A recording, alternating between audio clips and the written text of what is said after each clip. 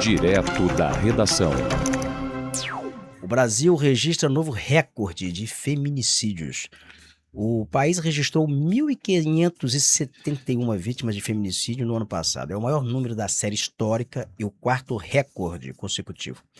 O total representa uma média de 4 mulheres assassinadas por dia em crimes relacionados à condição de gênero. E segundo o Anuário da Segurança Pública, 65% das vítimas eram mulheres negras. Atenção para esse recorte, tá? Com idades entre 18 e 44 anos. Em 62% dos casos, os autores eram companheiros ou ex-companheiros das vítimas. Você vai conferir agora uma reportagem que discute a permanência da violência contra a mulher, apesar de mecanismos de proteção, como a Lei Maria da Penha e a inclusão do feminicídio no Código Penal. Então você vai conferir os dados desse anuário da violência que foi divulgado, que traz esses dados atualizados, agora na reportagem de Manuela Castro. Olha, esse número exato de vítimas de feminicídio no ano passado foi de 1.571 mulheres. Esse já é o maior número da série histórica e o quarto recorde consecutivo. Isso significa que 4 mulheres morreram no Brasil por dia vítimas de feminicídio. 65% delas eram negras e tinham entre 18 e 44 anos, a faixa etária que concentra os casos de violência, principalmente doméstica e familiar. 62% dos assassinos eram companheiros ou ex-companheiros dessas mulheres. Os feminicídios ocorreram principalmente por meio de arma de fogo, arma branca e também pela força física. Os estados que concentraram maior número de feminicídios, proporcional ao número de habitantes, foram Mato Grosso, seguido de Rondônia, e Mato Grosso do Sul. O dado positivo desse anuário de segurança pública é que o número de mortes violentas intencionais permaneceu em queda. Vamos ver agora na reportagem. Em 2025, o Brasil registrou cerca de 40 mil vítimas de mortes violentas intencionais. O indicador reúne homicídios dolosos, latrocínios, lesões corporais seguidas de morte e mortes decorrentes de intervenção policial. Os números mostram uma redução de 8% em comparação com 2024 e representam o menor índice desde o início da série histórica em 2012. O perfil das vítimas praticamente não mudou. A maioria de homens, negros e entre 18 e 29 anos. Entre os estados, o Amapá segue com a maior taxa de mortes violentas do país, seguido por Bahia e Ceará. Já Santa Catarina, São Paulo e o Distrito Federal registraram os menores índices. O levantamento também aponta a concentração da violência em cidades do Nordeste. Maranguape, no Ceará, lidera o ranking nacional, seguida por Eunápolis, na Bahia, e Maracanaú, também no Ceará. É um assunto ainda que continua em evidência, infelizmente. E nessa última terça-feira, agora, dia 21, uma advogada em Campos dos Goytacazes, do Norte Fluminense, foi morta a tiros no bairro da Penha. Tá? Horas depois do fato, a Polícia Civil encontrou morto também o Rogério Conceição da Costa, de 44 anos, que é o ex-marido da vítima, em um apartamento em um condomínio no bairro do Jockey. A vítima foi identificada como Bárbara Damião Costa, de 41 anos. Segundo a Polícia Militar, ela dirigiu o carro quando foi atingida pelas balas pelo suspeito em uma moto. O corpo de bombeiros foi acionado, mas a morte foi confirmada no local. Bárbara era advogada, cursava o 3º período de licenciatura de letras no IFE em Campos e deixou 2 filhos, um de 12 anos e outro de 10 anos. Enfim, a Polícia Civil segue investigando o caso, né, para esclarecer a dinâmica do homicídio e a circunstância da morte do ex-marido da vítima. Ô Fabrício, tudo indica ali, você vê a foto do casal, tudo indica que a informação que a gente tem oficialmente, que a nossa produção levantou, eles estavam separados. Sim. Ela era servidora da Defensoria Pública, e a Defensoria publicou uma nota oficial lamentando, né, a morte dela. Então, a dinâmica, pelo menos mais convincente ali, segundo o que a polícia divulgou, é de que ele tem executado a ex-esposa e posteriormente cometido suicídio, o parceiro dela. Então essa seria a informação. Mas o casal estava separado já há algum tempo e tudo indica ali que foi assim, um crime meramente foi passional, né? Matou, depois foi lá e ele se matou. Ele tinha um pequeno negócio na área de refrigeração, não é isso? Também essa foi a informação Sim. que a gente checou, que a gente levantou. Apurou E aqui. esse caso ele entra para a estatística de 2026. 26, exatamente. A estatística de 2026. A gente chama atenção aqui que são uma média de 4 mortes, 4 assassinatos de mulheres Absurdo. por dia. E a gente está aqui com a Doutora Isadora Linhares. Isso a gente dá aí um pequeno resumo, porque ela preside a comissão da OAB Mulher, não é isso? Exatamente. Da 12ª subseção. Da 12ª subseção, né, Daqui de doutora? Campos. Doutora, essa estatística aí, a OAB acompanha bem isso? Deve ser um caso assim que a OAB, no norte do estado do Rio de Janeiro, essa estatística também do Anuário Internacional, do Anuário sobre Violência Pública. Gostaria de saber nessa trajetória toda, essa estatística, essa insistência, porque é uma estatística relevante, 4 assassinatos por dia não é qualquer coisa. Nós temos, isso é por falta de lei, a impunidade, falta de lei não é porque tem legislação. A impunidade contribui para isso? Ainda há impunidade nesses casos? A pergunta é boa, sempre ficam perguntando por que a gente aumenta, se a gente tem a Lei Maria da Penha, se a gente tem várias legislações, né, que penalizam o agressor. Mas a gente tem que lembrar que a gente vive numa sociedade e num país, e aqui em Campos muito ainda, numa cidade machista, patriarcal, misógina. Então, nesse caso específico da Bárbara, e que retrata muitas outras mulheres, que a gente está vendo muito isso, essa sequência de matar a mulher e depois se suicidar. E nesses casos, você falou que foi passional, que a gente chama da paixão. Que paixão é essa? Não é paixão. Isso é violência, isso é falta de educação, de que os homens são criados, que nós mulheres somos propriedades dele. Então, se nós vamos evoluindo, nós vamos crescendo profissionalmente, eles não aceitam isso. Então, a gente vem nessa violência contra a mulher, né, violenta, ela acaba com a vida dela e acaba com a vida dele também, e denunciando que foi por conta dela. Então essa violência continua por esses filhos que ficam sem a mãe, sem o pai, nem poderia chamar de pai, né, mas enfim, fica com esse pai e com essa família também sofrendo, porque muitas vezes teve aquele caso de repercussão nacional em que o pai matou os filhos, que também tem isso, né? A violência vicária. E é o vicaricídio agora, né? Que é esse novo tipo penal, que é você matar os filhos para violentar também a ex-companheira. Então, naquele caso de repercussão toda, que matou os 2 filhos, depois se matou e deixou uma carta dizendo que foi porque ela não queria mais, insinuando, né, que ela estaria com outra pessoa, e ela não conseguiu enterrar os próprios filhos porque as pessoas estavam fazendo linchamento ali. Então, assim, a gente vive numa sociedade doente e que fica desqualificando e distorcendo as lutas femininas do feminismo, né? Que aí a gente tem também algumas representações que são mais agressivas, e aí a gente vai distorcendo, dizendo que a mulher quer ser mais que o homem, e não é isso. Veja bem, a senhora se refere aqui a um caso que foi no interior, numa cidade de Goiás. Isso.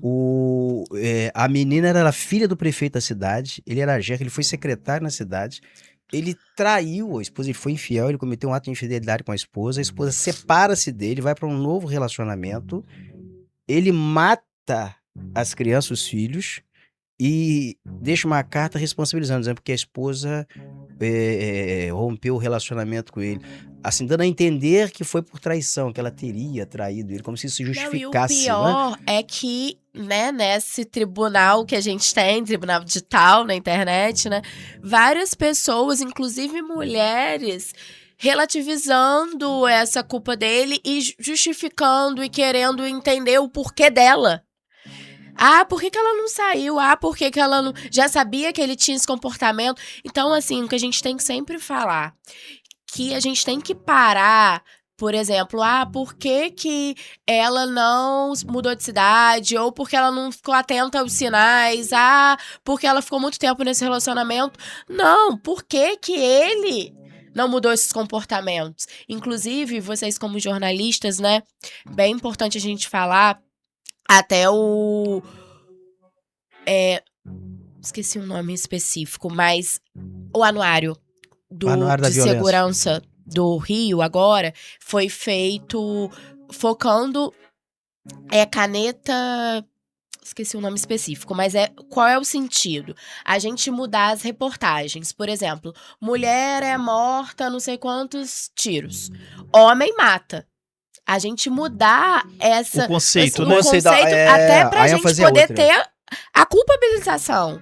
Porque quando a gente coloca sempre a mulher como centro e a gente discute, mulher é morta e estava vestida de tal forma. Não é isso. Inclusive tem um museu na Europa que coloca as roupas das pessoas vítimas de estupro. E aí tem, inclusive, de crianças de 2 anos.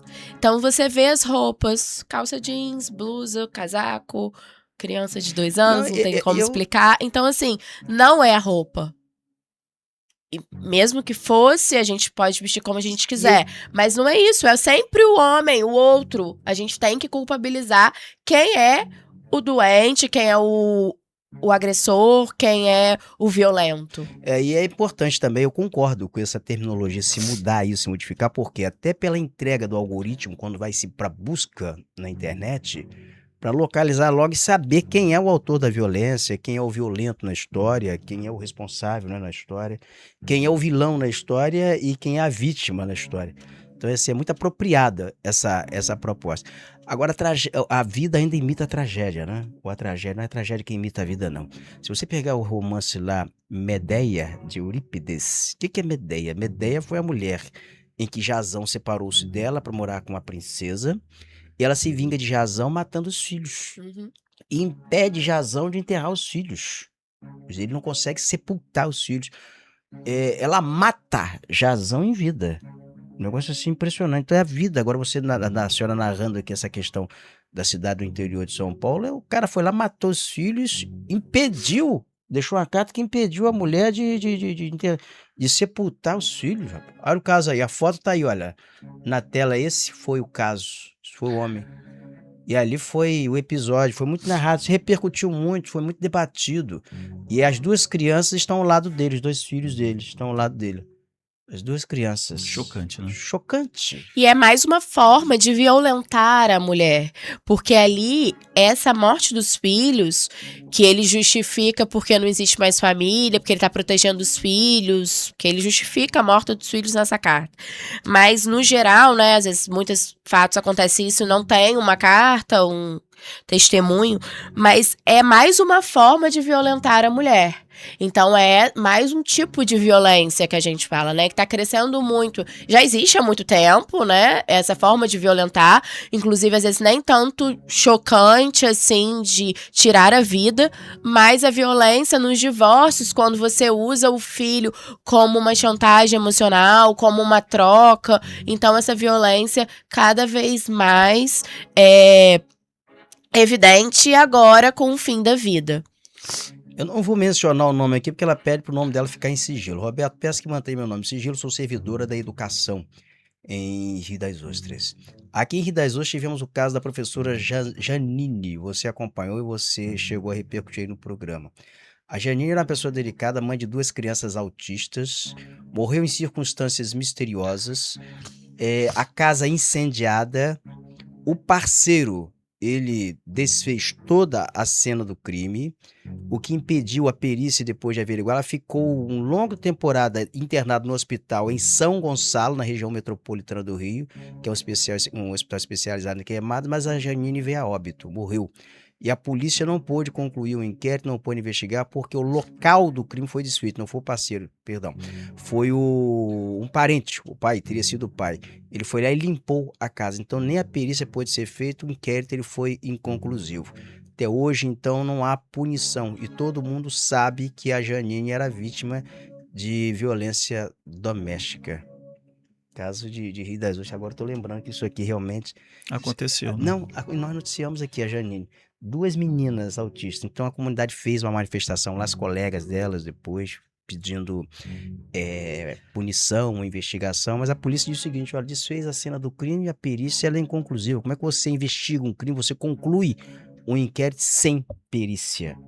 E uma questão que você falou aí que pediu pra não falar o nome, né? Mas ela disse: todo mundo sabia que a Janine era vítima de violência. O que acontece? Todo mundo sabe, mas a gente tem aquela cultura de que briga de marido e mulher não se mete a colher.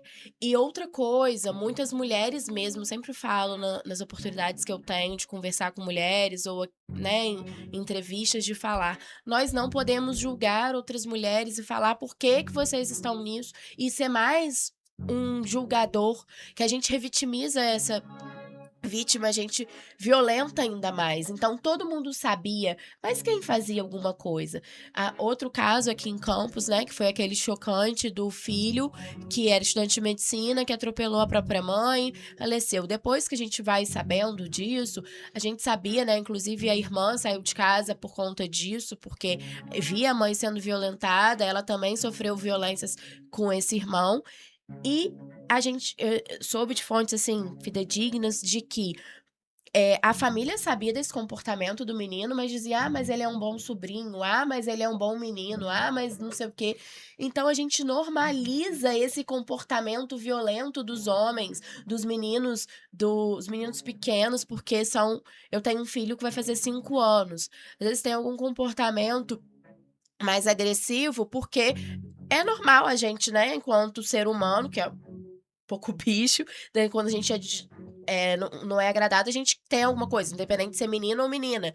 Mas eu tento educá-lo a gente administrar nossas emoções. Você tá com raiva, você vai socar seu travesseiro, você vai fazer alguma coisa, você vai ensinando aquilo e não normalizando, porque é menino.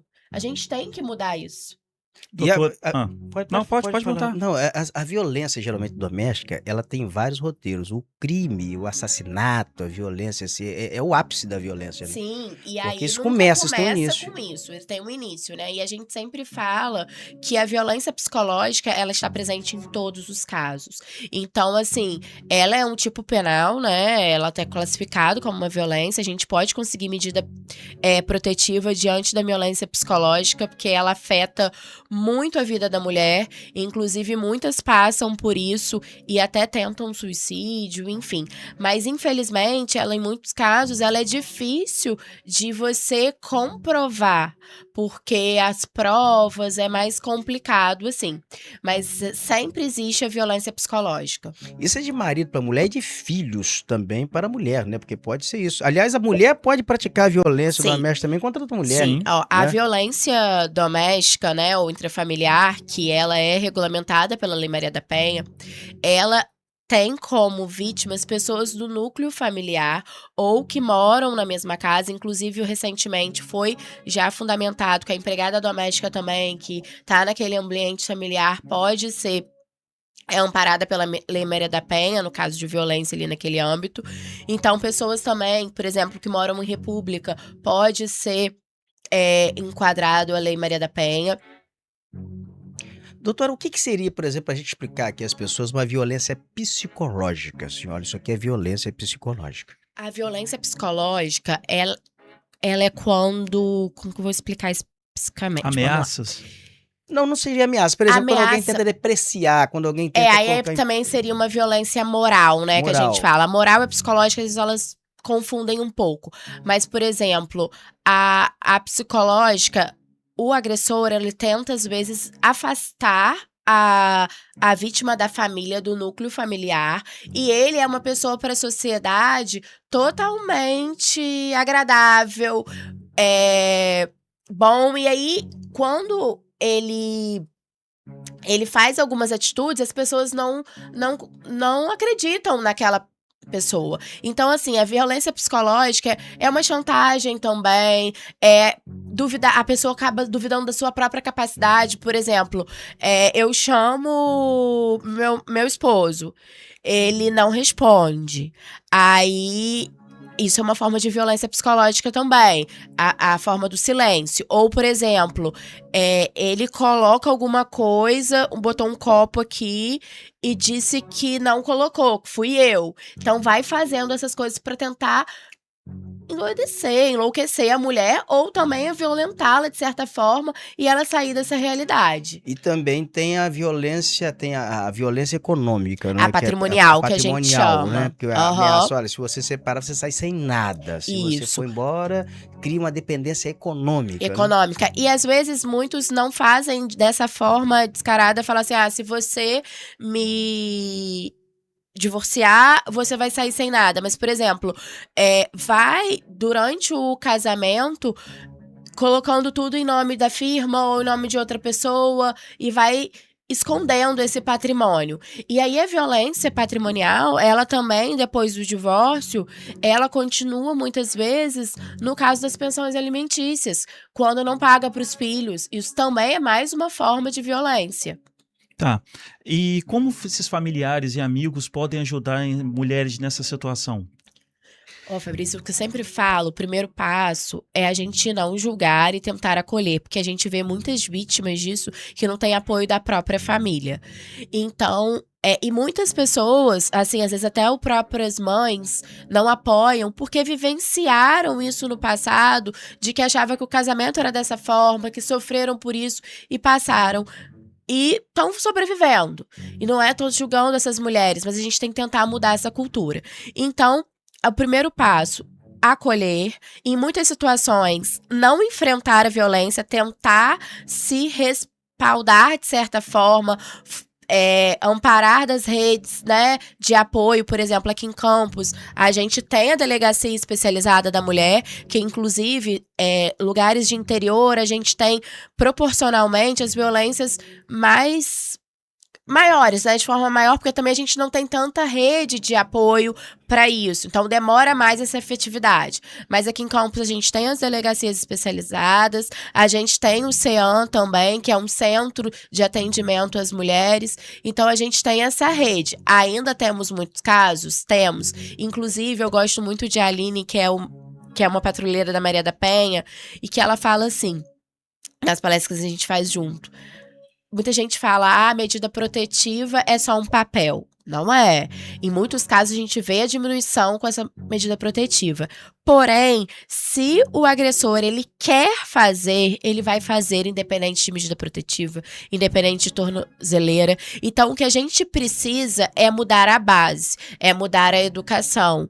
Então, essas formas que a gente está fazendo aqui de conscientizar é essencial. Mas a gente também precisa ir à frente, ir às escolas, como a OAB mesmo, tem as comissões da OAB Vai Escola, que a gente vai levando essas informações de violência e a gente tentar, dentro das nossas próprias casas, como mãe de meninos, eu, por exemplo, tenho essa responsabilidade, porque a gente tem assim, ensine as suas filhas a se defenderem. Não, mas nós temos que ensinar os nossos meninos a se comportarem diferentes, se comportarem como homens de verdade, né? Porque ser homem é respeitar o outro e respeitar a mulher, respeitar o cidadão independente do gênero.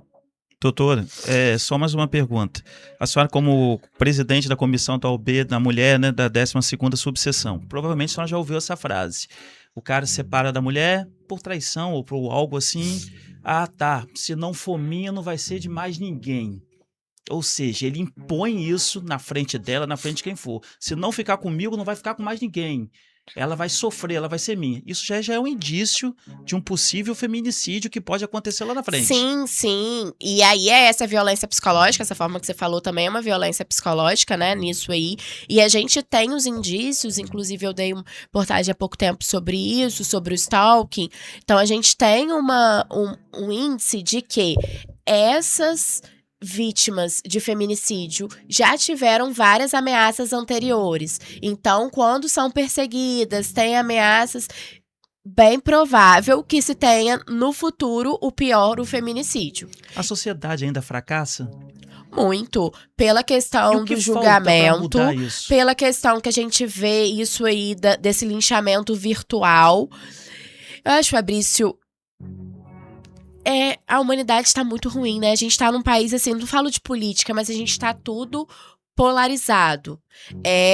a gente vê como se muitos homens veem a mulher como uma concorrente, que a gente foi ensinado, mas parece estar piorando. Inclusive, uma coisa que me choca muito é que pelos índices a gente tá vendo de violência dos agressores, eles estão vindo de 16 anos a 32, mais ou menos. Todo dia a gente então abre a vai internet, só piorando. tem uma E aí pessoa sendo presa por conta dessa questão. E aí a gente vem com esses movimentos Red Pill, a gente vem com esses movimentos na internet que tá piorando esse índice. E aí vai vindo essa juventude com esse olhar distorsivo sobre o feminino e sobre a masculinidade.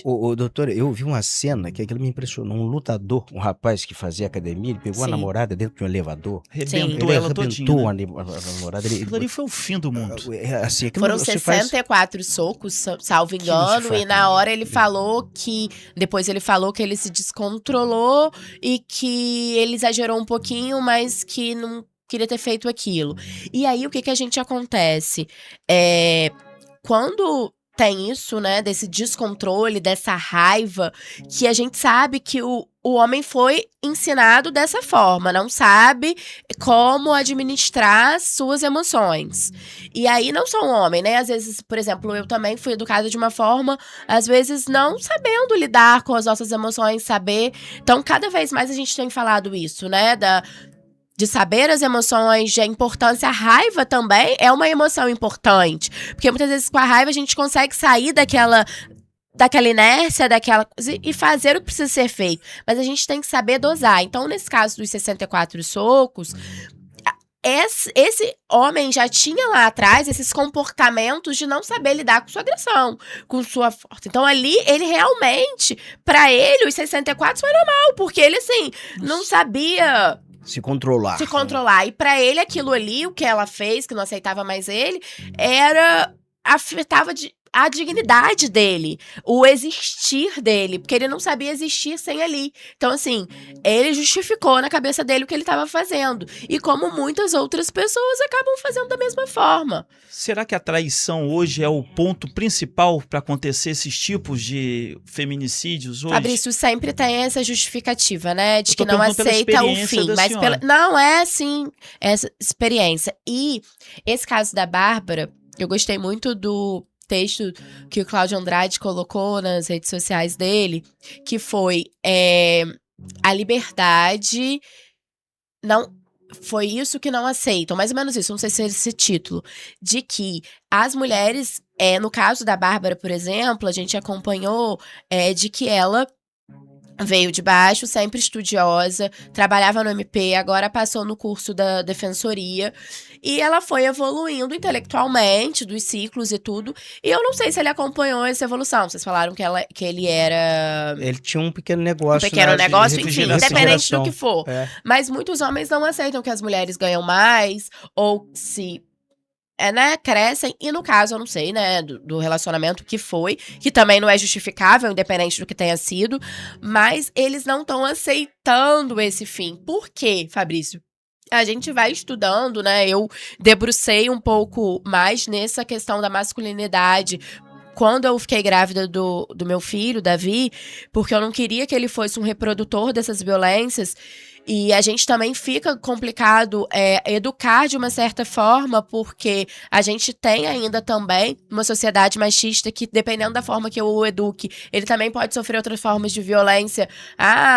Enfim, de chacota, Mas eu sei que eu tô no caminho, e aí eu vou me debruçando sobre isso, e aí a gente escuta de que o homem, ele foi educado para escolher a mulher, e a mulher para ser escolhida, e ele aprendeu ali que a mulher e o relacionamento, né, a mãe e tal, faz parte da vida dele. Então, quando ele perde aquilo... É uma posse, como né? se ele... Isso. Mas aí tem também a questão do conceito religioso, que muita gente absorve e leva pra vida, que a mulher foi feita da costela de Adão, né? Então a mulher foi feita depois do Construir homem. família, Que né? eu já ouvi isso, tá? Que a mulher tem que ser submissa ao Sim, marido, sim. o homem, aquele conceito todo E patriarcal. a gente vê muito Olhar pra vida. em né, independente de religião, de violências sofridas dentro das próprias igrejas. Então, a gente vê, inclusive, muitas campanhas interessantes feitas por mulheres, de pastores ou dentro de outras religiões, falando sobre isso.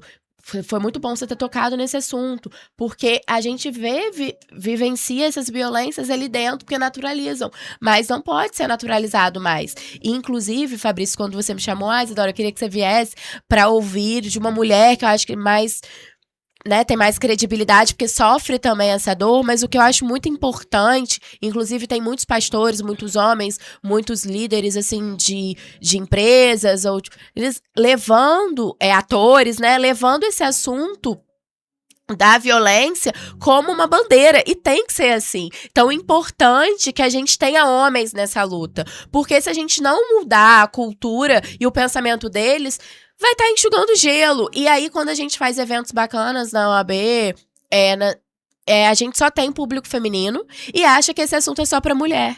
E não é isso.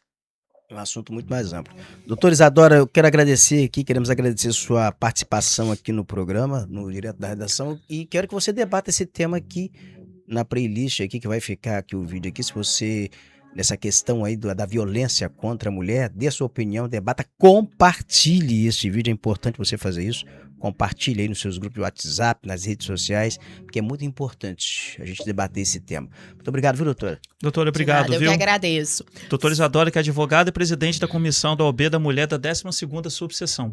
Só para finalizar, bem importante falar que a gente tem os canais de ajuda das mulheres, o Disque 100. Quando for caso de violência, vocês ligam para o 190.